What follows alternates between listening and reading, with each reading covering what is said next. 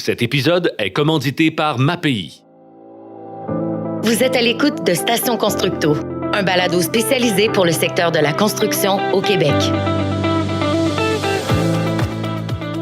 Bonjour à tous et à toutes, mon nom est François Toupin, bienvenue au balado Station Constructo.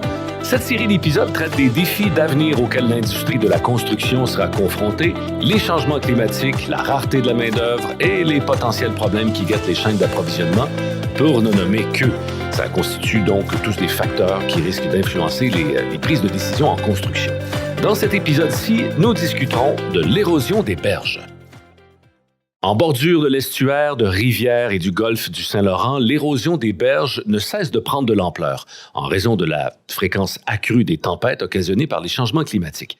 Heureusement, l'expertise développée lors des dernières années en ce qui a trait aux ouvrages de protection permet de freiner ce phénomène naturel et même de mieux préserver la biodiversité des environnements aux abords de ces ouvrages par l'emploi de la végétation, par exemple. Pour en connaître davantage sur l'érosion des berges et les différentes façons d'y faire face, nous discuterons aujourd'hui avec Claudine Breton, ingénieure senior spécialisée en hydraulique chez Fluvio, ainsi que Charles White, directeur général et associé chez Écogénie. Pour sa part, discutera avec nous de l'emploi des plantes pour préserver la biodiversité aux abords des ouvrages de protection. Restez avec nous, à tout de suite.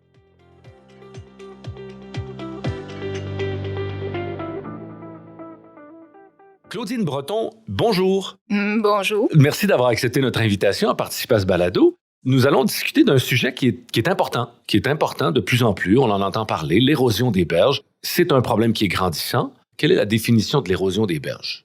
L'érosion des berges, en fait, c'est un processus tout à fait naturel.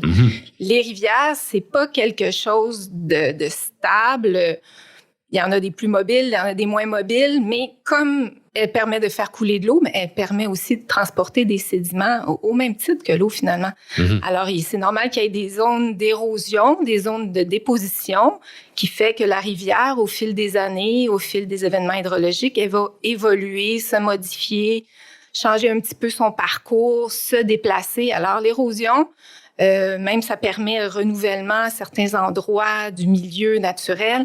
Alors, c'est tout à fait normal qu'il y ait de l'érosion. Mais il y a une limite. Mais le problème, en fait, c'est pas la nature, c'est l'urbanisation. Ouais. C'est nous. Donc, il y a une accélération de l'érosion. Bien, est-ce qu'il y a une accélération? Oui, probablement. Peut-être qu'on en parle un petit peu tantôt avec les changements climatiques. Ouais. Mais c'est surtout que nous, avec l'urbanisation, on est venu bloquer les processus, finalement, de déplacement des rivières. Alors, on s'est installé depuis toujours sur le bord de l'eau, puis on s'est mis à construire des infrastructures, les routes, les habitations, les ponts. Alors, on limite l'espace que la rivière a pour se déplacer. Alors, quand le déplacement de la rivière devient finalement en péril nos infrastructures, pour nous, ça devient un problème. Et puis, l'urbanisation, il y en a de plus en plus. Il y a de plus en plus de gens qui vont s'installer au bord de l'eau. On a fait du remblai aussi dans certaines zones riveraines.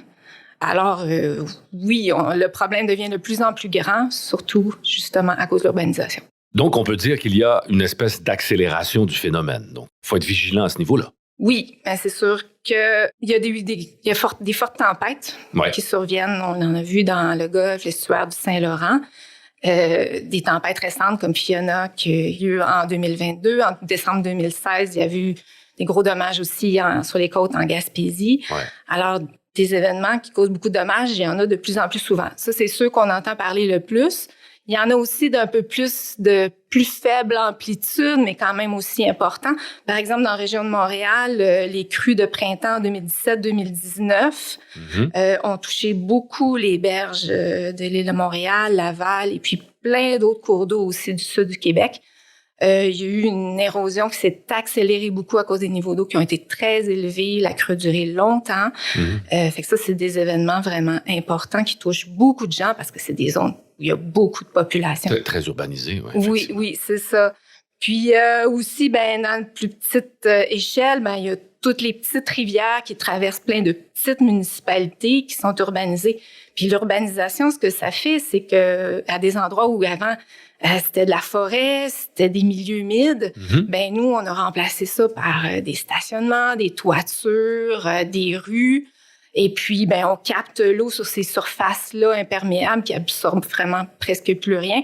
On met ça dans des égouts, on canalise, on envoie ça dans un cours d'eau, qui même le cours d'eau, lui, souvent, va être linéarisé parce que les méandres, ça prenait trop de place. Fait que tout ça fait que l'eau, aussitôt qu'il pleut, elle se retrouve dans le cours d'eau rapidement. Et puis, les débits de pointe, les crues sont plus forts dans ces petits cours d'eau-là qui n'étaient pas problématiques avant, puis qui deviennent problématiques à cause de tout ça. Mm-hmm. Puis, on va ajouter par-dessus ça, l'effet des changements climatiques. Ouais. Qui a un effet finalement sur l'amplitude des pluies, pardon. Les pluies sont beaucoup plus intenses. J'ai l'exemple, et tout le monde a l'exemple des îles de la Madeleine en tête, hein, quand il est question d'érosion des berges avec moins de glace en hiver. Donc, les glaces qui bougent un peu, ça vient cogner sur les berges. Il y a un effritement, et particulièrement les îles de la Madeleine, parce que c'est un sable, hein, c'est un écosystème très fragile. Alors oui, c'est ça, les changements climatiques, c'est ça, parmi les effets qui ont les plus marqués, c'est ça, j'ai parlé de l'intensité des pluies qui causent des crues dans les plus petits cours d'eau surtout, mais il y a aussi l'effet que le réchauffement fait que la période de présence des glaces le long des berges devient plus courte. Mm-hmm. L'hiver glaciologique va durer moins longtemps. Et puis les glaces le long des berges, ça offre quand même une protection très importante. Parce qu'il y a des grosses tempêtes qui surviennent, par exemple, au mois de décembre. Et puis, ça va faire toute la différence s'il y a une berge de glace ou s'il n'y en a pas ou si vraiment tout est en eau libre. La glace sert de protection? Oui, complètement. Mm. Les vagues, au lieu de venir taper sur la berge, vont taper sur la glace. Ça ne fera pas du tout le même effet érosif, là. Est-ce que les solutions ont évolué au cours des dernières années? Par exemple, l'utilisation de plantes versus l'enrochement? Oui, effectivement. Là, c'est en évolution présentement. Ça commence à évoluer, mais là, on est vraiment dans une période de changement. Les attentes, finalement, sont plus les mêmes du tout des clients des municipalités. Là, il faut vraiment toujours envisager le génie végétal parmi les solutions. Et puis ça vient avec une prise de conscience de la valeur environnementale des milieux humides. Maintenant, on va chercher, quand on fait un projet de stabilisation de berge, à augmenter la biodiversité de la berge, puis d'augmenter ses fonctions écologiques par la même occasion. Mm-hmm. Par exemple, si on rajoute de la végétation sur la berge, on va permettre, par exemple, de créer de l'ombrage sur le cours d'eau, surtout pour les plus petits cours d'eau. Alors, on va limiter le réchauffement de l'eau, mm-hmm. ce qui va permettre de conserver un plus haut taux d'oxygène dans l'eau. Puis ça, c'est vraiment nécessaire pour la faune aquatique. La berge végétalisée va aussi faire une certaine filtration des sédiments qui vont venir par le ruissellement. Il faut permettre une certaine épuration de l'eau. Oui, on peut mettre de la végétation, remettre des plantes. Il y a de l'enrochement aussi. Est-ce qu'il y a d'autres solutions qu'on peut apporter aux berges? Le plus souvent, c'est qu'on va évaluer, c'est quoi les facteurs érosifs là, qui sont là. On parle de vagues, on parle de courants, on parle de glace. Et puis, on va combiner des solutions selon, finalement, l'amplitude de ces contraintes-là. Mm-hmm. Parce que, le génie végétal comme tel, des fois, ne sera pas assez robuste pour faire face à certaines conditions. Mm-hmm. Si les vagues sont trop fortes, les coups, des fois, les glaces, il y a des débarques qui peuvent vraiment tout arracher la végétation. Alors, à ce moment-là, on n'aura pas le choix de combiner du minéral et du végétal. Okay. D'ailleurs, c'est ça que la nature fait. Si on regarde un cours d'eau, on observe les berges, jusqu'au niveau, finalement, moyen des hautes eaux, à peu près, ce qu'on voit, c'est de la roche, ça va être du sable, ça va être du til, ça va être un recouvrement qui, le fond de la rivière, les berges, le bas des berges va être minéral, sans végétation. Et puis, au-dessus de cette limite-là, là, ça va être la végétation très, très dense, des arbustes, des herbacées. Après ça, les arbres qui embarquent. Mm-hmm. Fait que l'idée, pour nous, c'est la solution idéale, c'est de combiner, c'est ça, la végétation et le minéral comme la nature le fait. On regarde la rivière, puis on s'en inspire pour créer nos solutions. De recréer ce qui est censé être, hein, finalement, quand on a construit quelque chose sur les berges ou pas tellement loin. Puis ça reste aussi, la protection de berge, par contre, c'est un ouvrage de génie civil. Ouais. Si on doit protéger des infrastructures, des routes, des maisons, des ponts, peu importe, il faut vraiment s'assurer que la conception, on est sûr de notre résultat. Mm-hmm. Pour l'ingénieur, il doit garantir le résultat. Puis au Québec, on n'est pas encore habitué, on n'a pas développé l'expertise pour être capable de vraiment évaluer c'est quoi la résistance des ouvrages de génie végétal. Mm-hmm. Alors, le plus souvent, on va y aller au plus simple, on va être sûr que ça tient, fait qu'on y va, on met l'enrochement, on met un mur, c'est ça, on y va pour être certain. Fait que si on veut aller vers plus de génie végétal, il va falloir tranquillement que notre expertise elle se développe. Puis à mesure que notre expertise se développe, il va y avoir de plus en plus de projets qui vont intégrer le génie végétal. Serait-il important de prévoir la conception des infrastructures en intégrant l'impact des changements climatiques sur l'érosion des berges? De quelle façon on pourrait faire ça? Oui, c'est essentiel parce que quand on construit des infrastructures, quand on les conçoit, on a toujours en tête un horizon, une durée de vie de 50 ans, 100 ans, et même plus pour des gros ouvrages comme le pont Champlain ou des ponts majeurs comme ça. Fait que c'est sûr qu'il faut intégrer l'impact des changements climatiques qui vont modifier nos critères de conception. Au moins, on le sait déjà, on est déjà capable d'anticiper ça va être quoi finalement dans un horizon de 50 ans. Est-ce que les niveaux d'eau vont changer, les crues vont changer, la glace, les conditions de glace vont changer. Alors, oui, il faut intégrer tout ça.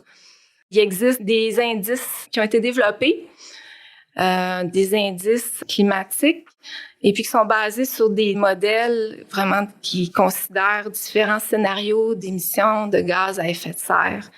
Émissions faibles, émissions moyennes, émissions fortes, selon qu'on est plus ou moins pessimiste ou optimiste sur comment qu'on va finalement réussir à réduire nos émissions. Puis, avec des modèles climatiques comme ça, il y a moyen de traduire ça par exemple, sur les débits des rivières, va dire le débit qu'on calculerait maintenant, il faut l'augmenter par exemple de 20% à cet endroit-là. C'est sûr que les changements climatiques, ça va changer selon la rivière, sa taille de bassin versant. C'est une petite rivière, elle va être affectée différemment d'une grande rivière. Ça va changer selon qu'on se retrouve au nord du Québec, au sud. C'est ce que j'allais dire. Géographiquement aussi, ça peut changer. C'est complètement différent. Par exemple, sur la Côte-Nord ou dans la région de Montréal, l'effet des changements climatiques va se traduire de différentes façons. Justement, dans le sud du Québec, c'est surtout l'intensité des pluies qui va être plus forte. L'intensité des pluies qui surviennent durant la période d'été, automne, qui va augmenter les débits de crues pour les petites rivières. Pour les grandes rivières comme le fleuve, tout ça, il n'y a pas vraiment de consensus établi. On ne sait pas si vraiment il va y avoir des changements. Par contre, la glace, on sait aussi que la période de présence de glace va être plus courte. Puis ça, c'est dans le sud du Québec, mais probablement aussi dans le nord aussi. Oui, puis on en a parlé aux îles de la Madeleine, la Basse-Côte-Nord, très touchée par les gros morceaux de glace. Il y a un facteur important aussi qu'on doit intégrer dans nos critères de conception qui touche toute la zone de golfe du Saint-Laurent, l'estuaire, c'est le rehaussement du niveau des mers. Si on regarde, si on se projette dans 30 ans, 50 ans, 80 ans, comme la durée de vie de nos ouvrages, bien là, si le niveau des mers, les prévisions qui sont faites maintenant avec les modèles climatiques, c'est pas de 1 ou 2 cm que ça va monter, ça va être de plusieurs dizaines de centimètres. Alors, quand on conçoit un ouvrage ou une stabilisation de berge, il faut considérer que peut-être les vagues elles vont taper 50 cm plus haut. Il faut prendre ça en considération. 80 cm plus haut. C'est ça. Fait qu'il faut vraiment l'intégrer dans nos critères de conception. D'accord. Donc, en conclusion, dans le futur, pour les constructions qu'on y fera sur les berges, ça va prendre de plus en plus une spécialisation. Il va falloir que l'industrie de la construction s'adapte et soit vraiment spécialisée. C'est pas n'importe qui va pouvoir faire n'importe quoi. Oui, effectivement, parce que déjà actuellement, même en s'en tenant à de la stabilisation avec des techniques minérales, les travaux de stabilisation de berge, c'est déjà complexe parce qu'on travaille dans un talus, parfois très haut, parfois très incliné, instable, et on est au bord de l'eau. On a à travailler finalement le pied de talus où se fait l'érosion le plus, on doit travailler dans l'eau. Alors, c'est ça, ça demande déjà des compétences qui sont quand même particulières, un équipement aussi adapté. Les accès à la machinerie doivent être planifiés. Des fois, ça prend vraiment un peu d'imagination pour réussir amener tout l'équipement qu'il faut au bon endroit pour faire les travaux demandés. Et puis, il faut tenir compte aussi des restrictions environnementales, évidemment, parce qu'on peut pas travailler dans un cours d'eau comme on veut, quand on veut. Mm-hmm. Il y a des périodes prévues. Et puis, quand on travaille, bien, il y a beaucoup de précautions à prendre pour pas générer, par exemple, de panache de sédiments ou d'endommager certaines zones là, qui doivent être préservées. Et puis, finalement aussi, quand on va parler de génie végétal, à ce moment-là, il faut savoir manipuler les plantes. Il faut les planter aussi au bon moment pour qu'elles puissent se régénérer. Tout ça, c'est une technique, ça peut devenir vraiment une spécialité en soi. Tout à fait, tout ça rentre en ligne de compte. Claudine Breton, ingénieure senior spécialisée en hydraulique chez Fluvio, merci beaucoup d'avoir participé à notre balado aujourd'hui. Merci, ça m'a fait plaisir. Merci.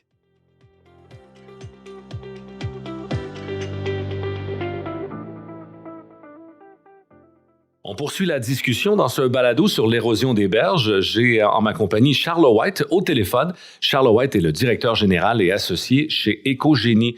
Bonjour, Monsieur White. Bonjour, Monsieur Toupin. Merci d'avoir accepté notre invitation. Vous êtes un spécialiste dans le domaine. Comment peut-on mettre les plantes à profit lors de la réalisation d'ouvrages de protection des berges? En fait, il y a plusieurs façons de le faire, là. C'est rien de nouveau là, de mettre les plantes à profit là, pour la stabilisation, soit de berges ou de talus, là, ou la consolidation de berges. En fait, on retrouve des traces là, même depuis Léonard de Vinci au 16e siècle, où lui, justement, faisait des croquis, des dessins, où il proposait d'utiliser des saules en bordure de canaux. Après ça, 17, 18, 19e siècle, il y a des traces aussi historiques de l'utilisation des végétaux pour les stabilisations de talus, surtout les glissements de terrain. Je dirais que c'est revenu à la mode de manière contemporaine, plus dans les années 50, en Autriche, dans les Alpes, où il y a beaucoup de cours d'eau torrentiels et tout ça. Puis au Québec, tout ça est arrivé plutôt là, dans les années 90, inspiré principalement d'un certain Bernard Lachat, qui a beaucoup développé les techniques de stabilisation à l'aide de végétaux. Puis, c'est ça, le fondateur d'Écogénie, M. Benoît Hood, là, qui lui dirigé les premiers projets pilotes au Québec là, à la fin des années 80-90, qui a participé à la rédaction de guides. Donc, c'est un peu la redécouverte là, de ces façons-là ancestrales de dire oui, on peut mettre les plantes à profit dans la réalisation de divers ouvrages et aussi effectivement des ouvrages de protection de berges. C'est sûr qu'il y a beaucoup de facteurs à considérer, à savoir comment mettre les plantes à profit, là, justement. On peut pas faire n'importe quoi, n'importe comment dans toutes les situations. Donc, il y a des éléments pour les mettre à profit adéquatement, justement, qui sont à considérer, ce qu'on appelle généralement des paramètres de conception. Je peux vous énumérer principalement là, ceux qu'on utilise. Donc, il y a des paramètres hydrauliques qui sont à considérer, soit les vitesses d'écoulement d'eau, les hauteurs d'eau, les différentes cotes de crue, ou les marées. Ça, on parle plus à dépasser Trois-Rivières vers l'est du Québec où on a des marées. Après ça, toutes les vagues, on conçoit pas les ouvrages avec les plantes de la même façon s'il y a des bateaux qui passent qui font des grosses vagues sur les berges. Ensuite, certains aspects hydrogéomorphologiques pour mettre les pentes à profit qui sont à considérer comme les pentes. Plus les pentes sont faibles, plus on peut utiliser les plantes uniquement. Puis évidemment, plus les pentes sont fortes, parfois il faut allier certains ouvrages, là, plus de génie civil, où on va utiliser des plantes et des enrochements ou différents ouvrages comme des caissons de bois, là, des caissons végétalisés. Après ça, évidemment, la morphologie du cours d'eau. On va pas stabiliser les berges de la même façon dans des rives concaves ou convexes, qui sont soit en accumulation ou en érosion. La nature des dépôts, si c'est de l'argile, des sables, du roc affleurant, roc égrené, aussi là, faut évaluer la formation de glace. Donc, on voit qu'il y a vraiment beaucoup de paramètres à considérer pour utiliser les plantes. On peut vraiment choisir les plantes qui sont les plus appropriées en fonction de ces différents paramètres-là. Puis, comment aussi on peut les mettre à profit dans les ouvrages. C'est toute la notion de ce qui est service écosystémique là, qu'on redécouvre, là, je dirais aussi, dans la réglementation provinciale et fédérale, là, c'est-à-dire Pêche et Océan et le ministère de la Faune et le ministère de l'Environnement ont intégré dans la législation toute la notion de service écosystémique, d'habitat faunique, associé évidemment à l'habitat du poisson. En fait, là, c'est rendu même une exigence de mettre à profit l'usage des plantes pour les ouvrages de protection de berge, ce qui a fait la création ou l'habitat faunique, à la biodiversité aussi, parce qu'on sait que ces milieux-là, c'est des milieux particuliers, ce qui en arrive, puis aussi ce qui les milieux là qui sont compris entre les niveaux d'étiage et les crues ou entre les marées, c'est des milieux très particuliers où certaines espèces qui vont se développer, dont certaines espèces rares qu'on a uniquement au Québec. Et bon, une fois qu'on a tous ces paramètres-là, ben à ce moment-là, c'est comme ça qu'on met les plantes à profit nous, dans les ouvrages de protection de berge. Donc, ça demande beaucoup de connaissances. Mais on voit que c'est possible de le faire et même souhaitable et même souhaité maintenant par la législation provinciale et fédérale. Vous en avez glissé un mot précédemment. Quels en sont les avantages d'utiliser des plantes? Oui, l'écosystème, la diversité, tout ça, mais les plus gros avantages seraient quoi? Oui, effectivement, les avantages sont nombreux. D'un, pour faire accepter nos projets quand on est un développeur de projet, pour obtenir ce qu'on appelle là, les autorisations ministérielles, que ce soit fédérales ou provinciales. Ça, c'est un avantage du point de vue du promoteur. Mais au niveau de la société, des milieux, des écosystèmes, c'est ça, il y a plusieurs avantages. Puis cela dit, l'érosion n'est pas un problème nécessairement, dans le sens que c'est des processus géomorphologiques naturels. Oui. Le transport de sédiments est important pour les frayères, les poissons, différents phénomènes. Les poissons vont utiliser des fois les zones d'affouillement pour se cacher en dessous des racines, tout ça. Fait qu'il faut bien avoir ça en tête, mais effectivement, quand c'est nécessaire d'effectuer une stabilisation, une consolidation de rives, il faut le faire comme il faut, là, quand il y a une route à protéger, un bâtiment, faire des aménagements comme ça. Puis les avantages qu'on peut en tirer d'utiliser des végétaux, des plantes lorsqu'on doit stabiliser. Les premiers, je dirais, c'est au niveau de la rétention des polluants. C'est-à-dire que, par exemple, dans les milieux agricoles ou même des milieux résidentiels où les gens vont mettre des engrais sur leur terrain, ces engrais-là vont migrer dans les sols puis généralement se retrouver dans les cours d'eau. Puis on sait que par exemple, le phosphore, l'azote, ça favorise l'eutrophisation des lacs, le développement des algues et tout ça. Donc, toutes les plantes en rive vont capter une partie des nutriments qui migrent, puis effectivement dépolluer là, ou contribuer à réduire l'apport de polluants dans les cours d'eau. Et c'est pas juste les plantes, là aussi, il y a ce qu'on appelle le microbiome racinaire. Là, c'est tout ce qui est la synergie entre les bactéries, les champignons du sol avec les plantes et les racines des plantes. Ensuite, il y a une régulation des niveaux d'eau. C'est sûr que c'est relatif, ça dépend du nombre de plantes, mais les racines vont capter l'eau qui migre dans les sols, puis ça fait moins d'eau qui va dans les cours d'eau rapidement. On sait bien que on a beaucoup de cours d'eau qui vont fluctuer rapidement parce que toutes les surfaces imperméabilisées font que le temps de concentration de l'eau est court, puis les eaux se rendent rapidement dans les cours d'eau, puis on se retrouve des fois avec une crue de 2 mètres en l'espace de quelques minutes. Là. Donc, le fait d'avoir des plantes vont justement aider à capter ces eaux-là, les retenir, puis après ça, les relarguer par évapotranspiration ou d'autres phénomènes là, de manière plus étalée dans le temps. D'autres avantages d'utiliser des plantes, la diversité biologique. Ensuite, quoi d'autre? Comme vous voyez, il y a beaucoup d'avantages. On les dira pas tous. Là. On doit s'assurer d'une bonne coordination aussi des travaux lorsqu'on souhaite mettre les plantes à profit près des ouvrages de protection. Effectivement, c'est un bon point que vous amenez. Ça change la donne pour les entrepreneurs généraux. C'est sûr, vous, c'est pour Constructo, c'est une revue. Tout à fait. J'imagine que c'est beaucoup les entrepreneurs généraux qui suivent le balado. Puis pour eux, ça constitue un changement. D'emblée, c'est sûr que l'expertise est en train de se créer au Québec, mais il n'y en a pas tant que ça d'entrepreneurs généraux qui sont habitués de fonctionner comme ça.